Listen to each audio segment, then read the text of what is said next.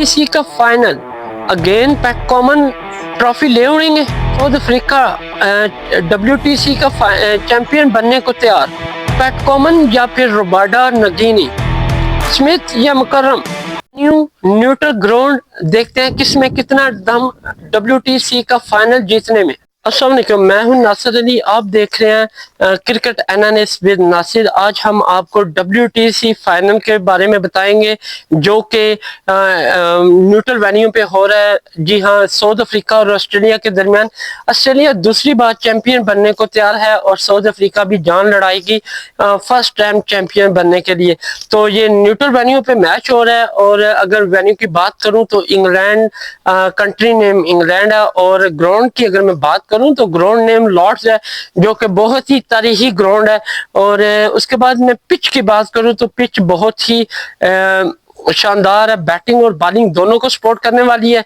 उसके बाद अगर मैं बात करूं और वेदर की, तो वेदर बिल्कुल सनशाइन है और बहुत ही खूबसूरत मुकाबला होने वाला है। दोनों टीमें खूब फाइटिंग करने वाली हैं। अगर मैं सबसे पहले इन दोनों टीमों का तारुफ कराऊं तो उससे पहले हम टॉस की तरफ जाते हैं। साउथ अफ्रीका ने टॉस जीत के पहले बॉलिंग का फैसला किया और देखना होगा कि साउथ अफ्रीका बॉलिंग का डिसीजन कितना दुरुस्त साबित हो पाता है या नहीं। और देखते हैं कि साउथ अफ्रीका की बॉलिंग ऑस्ट्रेलिया के पहाड़ जैसे स्कोर बनाने वाले प्लेयर को रोक पाती है या नहीं। तो चलिए अब मैं दोनों टीमों के प्लेयर्स के हवाले में बताऊंगा कि कौन से 11 प्लेयर इस WTC फाइनल में जगह बनाने में कामयाब हुए हैं। सबसे पहले मैं अगर बात करूं ऑस्ट्रेलियन साइड की, तो ऑस्ट्रेलिया में ओपनिंग फेस कर रहे हैं उस्मान ख्वाजा और उनका साथ दे रहे हैं लाबुशान।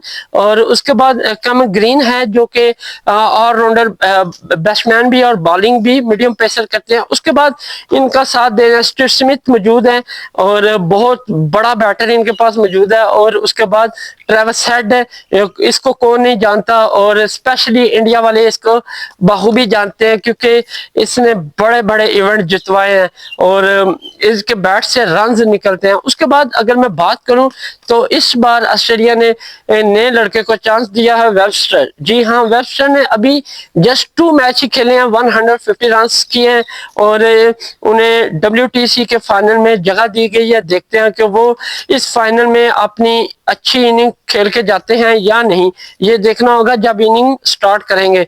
उसके बाद अगर मैं विकेट कीपर की बात करूं तो हमेशा की तरह एलेक्स कैरी इनको ज्वाइन कर रहे हैं।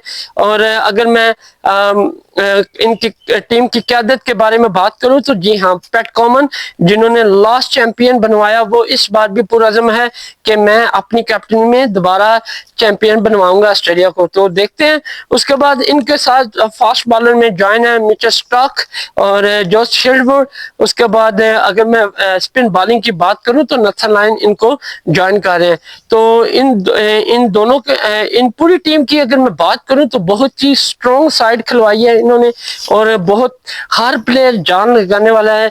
और यकीन माने कि मजा आ जाएगा मैच देखना होगा कि साउथ अफ्रीका को ये टफ टाइम देते हैं या फिर खुद टफ टाइम का शिकार बनते हैं। तो दूसरी जानब अगर मैं बात करूं साउथ अफ्रीका की, तो साउथ अफ्रीका में ओपनिंग फेस कर रहे हैं एडन मुकर्रम और उनका साथ रियान रिलकटॉन दे रहे हैं जो कि IPL में भी इन्होंने बड़ी शानदार कारकर्दगी का मुजाहरा किया और ये भी WTC फाइनल टेस्ट मैच में साउथ अफ्रीका टीम को ज्वाइन किया हुआ है। उसके बाद इनके पास वेन मोल्डर है और इनके जो कैप्टन है टिम्बा बुवुम्बा जो कि इनके टीम कैप्टन है। और ना सिर्फ कैप्टन बल्कि बड़ी अच्छी ये भी बैटिंग करते हैं और इन्होंने भी काफ़ी मैच जो है वो सक्सेसफुल खेले हैं। उसके बाद अगर मैं बात करूं तो तर्कस्तान स्टार्स की, ये भी न्यू बैटर है और इन्होंने भी IPL में बड़ी ही शानदार कारकर्दगी का मुजाहरा किया और यकीन माने कि बहुत अच्छी परफॉर्मेंस के बदौलत ये लड़का WTC फाइनल में अपनी जगह बना सका। उसके बाद डेविड बेनगम है इनके पास। उसके बाद कैली वरियानी मौजूद है। उसके बाद अगर मैं फास्ट बॉलर की बात करूं तो मार्को जेंसन ہے ان کے پاس، اور اس کے بعد روباڈا ہے جو کہ بہترین بالر ہے اور بڑی اچھی سوئنگ کرتے ہیں یہ بھی، اور سپیڈ بھی ان کی کافی زیادہ ہے. اور اس کے بعد ان کا ساتھ دے رہے ہیں لونگی نگینی، اور اگر میں سپن بالنگ کی بات کروں تو مہراج ان کو جوائن کریں گے. تو یہ تھی ساؤتھ افریقہ کی بھی ٹیم. تو میرے خیال میں اگر میں اپنا ڈیسیژن دوں تو آسٹریلیا کی ٹیم اس ٹائم بہت ہی بھاری ہے، اور ان کی بیٹنگ ہو یا بالنگ لائن اپ تکڑی ہے.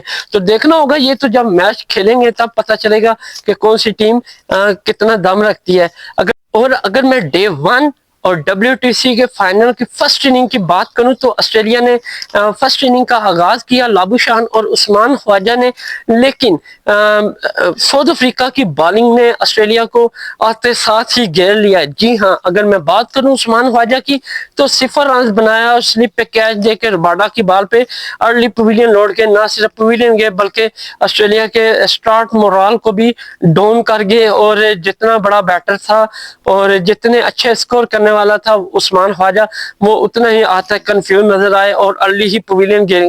اس کے بعد لابوشان کے ساتھ کیمن گرین کریز پہ موجود تھے، اور کیمن گرین بھی کچھ خاص پرفارمنگ نہ دے سکے اور جسٹ 4 رنز بنائے، اور وہ بھی رباڈا کی بال پہ پویلین گئے اور LBW آؤٹ ہوئے. اور بڑی ایک کہہ لیں کہ مس ججمنٹ تھی ان کی کیمن گرین کی، اور وہ بال کو دیکھ نہ سکے اور پیر پہ لگنے کی وجہ سے LBW وہ آؤٹ ہوئے اور ارلی پویلین کی راہ دیکھ بیٹھے. اس بار اگر میں بات کروں لابوشان اور اسٹیو اسمتھ کے درمیان اتنی لمبی باری نہ کھیل سکے لابوشان، اور جسٹ 17 رنز پر اسٹیو اسمتھ کا ساتھ چھوڑا، اور یہ مارکو جینسن کی بال پہ پویلین گئے اور یہ بھی کچھ خاص پرفارمنس نہ دکھا سکے اور ارلی ہی پویلین گئے. یوں آسٹریلیا کی بیک ٹو بیک وکٹ گرتی جا رہی تھی، اور آسٹریلیا کے جو باقی پلیئرز ہیں جیسے اسٹیو اسمتھ، ٹریوس ہیڈ یا ویبسٹر، ان کے کہہ رہے ہیں کہ دباؤ بڑھتا جا رہا تھا کیونکہ رنز بالکل نہیں تھے. 4 رنز سے بھی کم 3 وکٹ ارلی ہی پویلین جا چکی تھی. تو یہاں پہ اسٹیو اسمتھ نے اپنی ذمہ داری سنبھالی. اور اگر اسٹیو اسمتھ کے بعد اگر میں بات کروں اسٹیو اسمتھ اور ٹریوس ہیڈ کے درمیان لانگ پارٹنرشپ نہ لگ سکی، اور ٹریوس ہیڈ جسٹ 11 رنز بنا کر مارکو جینسن کی بال پہ پویلین لوٹ گئے، اور یوں ایک اور بڑا بیٹر رن نکالنے والا وہ بھی ارلی پویلین چلا گیا. یہاں پہ آسٹریلیا کی مزید کہہ لیں کہ پریشانی بڑھتی جا رہی تھی کیونکہ کوئی بھی پلیئر ٹک نہیں رہا تھا سوائے اسٹیو اسمتھ کے. اور اسٹیو اسمتھ یقین مانے بڑی ہی اچھی پرفارمنس دے رہے ہیں اور بڑے سنبھل کے کھیل رہے ہیں. میرے خیال میں ٹریوس ہیڈ کو بھی جلدی نہیں کرنی چاہیے تھی، اور انہیں بھی کچھ بال ڈاٹ کر کے کریز پہ رکنا چاہیے تھا، پچ کو سمجھنا چاہیے تھا، اس کے بعد وہ ہٹنگ کی طرف جاتے، لیکن ایسا نہیں ہو پایا. اس کے بعد اسٹیو اسمتھ کے پاس آخری چانس تھا، وہ تھا ویبسٹر، کیونکہ ویبسٹر کے درمیان اور اسٹیو اسمتھ کے درمیان ویبسٹر اور اسٹیو اسمتھ کے درمیان ایک لانگ پارٹنرشپ ہونی تھی جس کی وجہ سے آسٹریلیا بچ سکتا تھا اور بڑے سکور کی طرف جا سکتا، ادروائز بہت زیادہ ڈیفیکلٹ ہوتا جا رہا تھا آسٹریلین ٹیم کے لیے. تو یوں ہوا بھی کچھ اسی طرح، کہہ لیں کہ اسٹیو اسمتھ اور ویبسٹر نے ساؤتھ افریقہ کے سبھی بالر کو بڑے پیار سے اور بڑے دھیان سے پہلے سمجھا، کچھ بالز ڈاٹ کی، اس کے بعد انہوں نے ان کو خوب کھیلا، اور نہ صرف کھیلا بلکہ اچھی باؤنڈریز لگائیں، چاروں طرف باؤنڈری لگائیں، اور کہہ لیں کہ بجائے اپنے اوپر پریشر وہ کم کیا بلکہ ساؤتھ افریقہ کے بالرز پہ پریشر زیادہ بلڈ کرنا شروع کر دیا. تو ساؤتھ افریقہ کے بالر کافی پریشان ہو گئے، اور اسٹیو اسمتھ نے رباڈا کو صحیح ٹھیک ٹھاک اچھا دھویا، نہ صرف 4 لگائے بلکہ رباڈا کو پھر چینج کر کے نیا بالر انہیں ایڈ کرنا پڑا. تو دونوں کے درمیان 100+ سے اوپر پارٹنرشپ ہوئی. کے بعد میں اگر بات کروں اسٹیو اسمتھ اور ویبسٹر کے درمیان پارٹنرشپ بریک ہوئی، اور اسٹیو اسمتھ مکرم کی بال پہ سلپ کیچ آؤٹ ہوئے، 66 رن انہوں نے بنائے، اور تب ان دونوں کی پارٹنرشپ کی بدولت آسٹریلیا کا سکور 200+ ہو گیا تھا. اور اس کے بعد ویبسٹر کا ساتھ دینے الیکس کیری آئے، لیکن ان دونوں کے درمیان بھی لمبی باری نہ ہو سکی، اور ویبسٹر کی اگر میں بات کروں تو 72 رن بنا کر وہ بھی پویلین کا رات دیکھ بیٹھے. اگر ان کی بات کروں تو انہیں رباڈا نے آؤٹ کیا اور ویبسٹر نے اپنی WTC فائنل فرسٹ اننگ میں بہت ہی شاندار کارکردگی کا مظاہرہ کیا اور اپنی ٹیم کو سنبھالا, اور جس کی بدولت آسٹریلیا 2+ کراس کر گیا. اور اگر میں الیکس کیری اور پیٹ کامن کے درمیان بات کروں تو ان دونوں کے بعد الیکس کیری اور پیٹ کامن کے درمیان اتنی لمبی پارٹنرشپ نہ ہو سکی, اور الیکس کیری کی اگر میں بات کروں تو 23 رنز بنائے اور وہ مہراج کی بال پہ 23 رن بنائے اور وہ مہراج کی بال پہ پویلین لوٹے. اس کے بعد کہہ لیں کہ بالرز کی باری آ جاتی ہے بیٹنگ کرنے کی, لیکن کوئی بھی بالر کچھ خاص رنز نہ دے سکا. اگر میں پیٹ کامن کی بات کروں تو 1 رنز بنایا اور رباڈا کی بال پہ پویلین گئے. مچل اسٹارک نے بھی 1 اسکور کیا اور رباڈا کی بال پہ وہ بھی آؤٹ ہوئے بیک ٹو بیک. اور اس کے بعد اگر میں بات کروں نتھن لائن کی تو 0 رنز بنائے اور مارکو جینسن کی بال پہ پویلین لوٹے. ہلز ووڈ کی بات کروں تو 0 رنز پر ناٹ آؤٹ رہے کریز پر موجود. یوں آسٹریلیا کی فرسٹ اننگ کی میں بات کروں تو ان کے سارے کھلاڑی پویلین جا چکے تھے 212 رنز پہ, اور انہوں نے اوور 56.4 اوور کھیلے ہیں. تو کہہ لیں کہ فرسٹ اننگ کا تمام کیا ساؤتھ افریقہ نے جسٹ 212 رنز پر ہی آسٹریلیا ٹیم کو ڈیر کر دیا. تو ساؤتھ افریقہ کی بالنگ کی میں بات کروں تو بہت ہی شاندار بالنگ کا مظاہرہ کیا, اور مجھے لگ رہا تھا کہ انہوں نے بڑا اچھا ڈیسیژن لیا ہے, کیونکہ فرسٹ انہوں نے بالنگ کا سوچا, کیونکہ بیٹنگ اگر کرتے تو یہ بھی ان سے بھی کم رنز پر ڈیر ہو سکتے تھے. اگر میں بات کروں ساؤتھ افریقن بالرز کی تو انہوں نے فرسٹ اننگ میں 17 رن ایکسٹرا دیے. اس کے بعد رباڈا کی میں بات کروں تو 15.4 اوور کروائے, 5 میڈن کیے, 51 رنز انہوں نے دیے اور 5 کھلاڑیوں کو انہوں نے پویلین بھیجا. بڑی ہی شاندار بالنگ کا مظاہرہ کیا. اس کے بعد اگر میں بات کروں مارکو جینسن کی تو انہوں نے 14 اوور کروائے, 5 میڈن کیے, 49 رنز دیے اور 3 کھلاڑیوں کو انہوں نے پویلین بھیجا. اس کے بعد مہراج کی بات کروں تو انہوں نے 6 اوور کرائے, 19 رن دے کے 1 کھلاڑی کو آؤٹ کیا. اور اس کے بعد مکرم کی بات کروں تو گولڈن وکٹ لے کر اڑے اسمتھ کی, اور انہوں نے جسٹ 2 اوور کرائے اور 5 رن دیے, 1 کھلاڑی ان کے کھاتے میں بھی آیا. تو یوں ساؤتھ افریقہ کی اوور آل پرفارمنس کی بات کروں فیلڈنگ بالنگ میں تو وہ بہت ہی شاندار رہی. اگر میں ساؤتھ افریقہ کی فرسٹ اننگ کی میں بات کروں تو کہہ لیں کہ مکرم اور ان کا ساتھ ریلکٹون دینے کریز پر موجود تھے. اور اگر آسٹریلیا کے بالرز کی میں بات کروں تو مچل اسٹارک نے فیس کیا ان دونوں کو, اور ان کا بھی حشر کہہ لیں کہ آسٹریلیا کی فرسٹ اننگ جیسا ہی ہوا, کیونکہ آتے ہی ان کی بھی وکٹ اڑ گئی اور مچل اسٹارک کے ہاتھوں یہ آؤٹ ہوئے مکرم.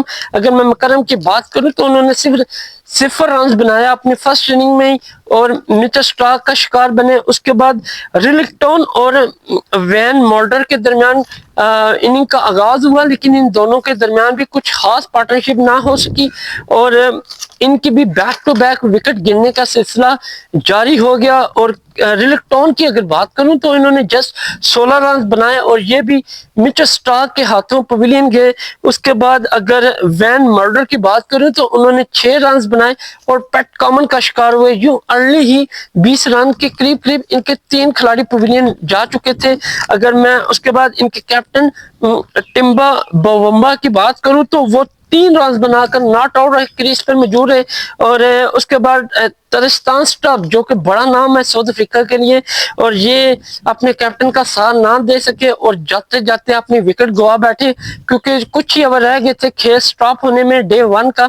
لیکن یہ کہہ رہے کہ آسٹریلین بالر کو برداشت نہ کر سکے اور جسٹ 2 رنز بنا کر ہلز ووڈ کی بال پہ کلین بولڈ ہوئے اور یہ بھی پویلین گئے. یوں اگر میں بات کروں ساؤتھ افریقہ کی تو ٹوٹل ان کی 4 کھلاڑی پویلین لوٹ گئے تھے ارلی 43 رنز پر. اور اگر میں بات کروں تو ان کے کیپٹن کریز پہ موجود ہے 3 رنز پہ ناٹ آؤٹ ہے اور ان کا ساتھ ڈیوڈ بینزگیم دے رہے تھے اور وہ 8 رنز پر ناٹ آؤٹ ہے. تو یوں اگر مجموعی سکور کی میں بات کروں ڈے 1 میں ساؤتھ افریقہ کے فرسٹ اننگ میں تو 43 رنز پہ 4 کھلاڑی ان کے ارلی پویلین گئے اور یہ بہت زیادہ پریشرائز ہو گئے ہیں, کیونکہ اگر ڈے 2 میں آ کہ انہوں نے اپنی وکٹ کو نہ سنبھالا، اسی طرح گرتی رہی، تو یہ 100 سے بھی کم سکور پہ پویلین جا سکتے ہیں۔ تو اگر میں آسٹریلین بالرز کی بات کروں تو بہت ہی شاندار بالنگ کا مظاہرہ کیا انہوں نے۔ اگر میں مچل اسٹارک کی بات کروں تو انہوں نے 2 کھلاڑیوں کو پویلین بھیجا، پیٹ کامن نے 1 اور ہیلز ووڈ نے بھی 1۔ یہ تھی ڈے 1 کی صورتحال، اور دیکھتے ہیں کہ ڈے 2 میں ساؤتھ افریقہ اپنی بیٹنگ کو بہتر پرفارم کر کے آسٹریلیا پہ کہہ رہے ہیں کہ پریشر ڈال سکتا ہے یا اپنے اوپر ہی دباؤ میں آسٹریلیا کو رکھے گا۔ اب دیکھنا یہ ہے کہ آسٹریلیا اپنی بالنگ سے لاجواب کرتی ہے ساؤتھ افریقہ کو یا پھر زیادہ رن کھانے کی صلاحیت۔ تو یہ دیکھنا ہوگا کہ ساؤتھ افریقہ کے بیٹس مین کس طرح اپنی پرفارمنس کو اجاگر کرتے ہیں، تو یہ دیکھنا ہوگا ڈے 2 میں۔ اور تب تک کے لیے اجازت دیں، اللہ حافظ، ملتے ہیں ڈے 2 میں۔